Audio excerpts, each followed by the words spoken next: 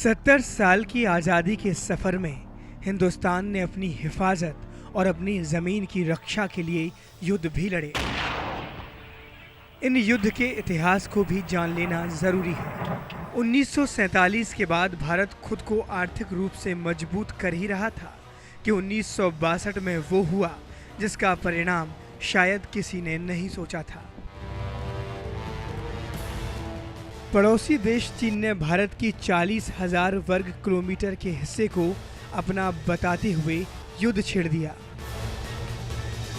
कुछ साल पहले हुई पंचशील की संधि को तोड़ते हुए चीन ने भारत पर बम बरसाए तो भारत ने भी बराबर जवाब दिया।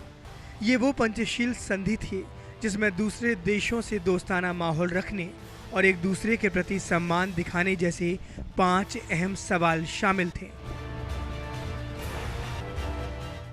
लेकिन भारत चीन के बीच इस युद्ध ने भारत चीनी भाई भाई के नारे को भी भुला दिया। करीब 30 दिन तक चले इस युद्ध में भारत की हार हुई और युद्ध में चीन ने भारत की 42,000 वर्ग किलोमीटर से ज़्यादा ज़मीन पर अपना कब्जा कर लिया, जिसे आज हम अक्साई चीन कहते हैं।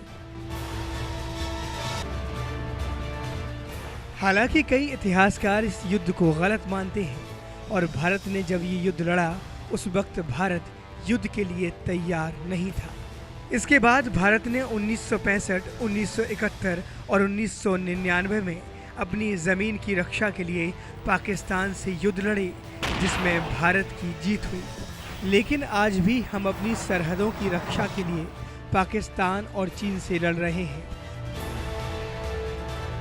कश्मीर पर पाकिस्तान और चीन दोनों का ही कब्जा है। वहीं अरुणाचल प्रदेश को भी चीन अपना हिस्सा बताता रहा है।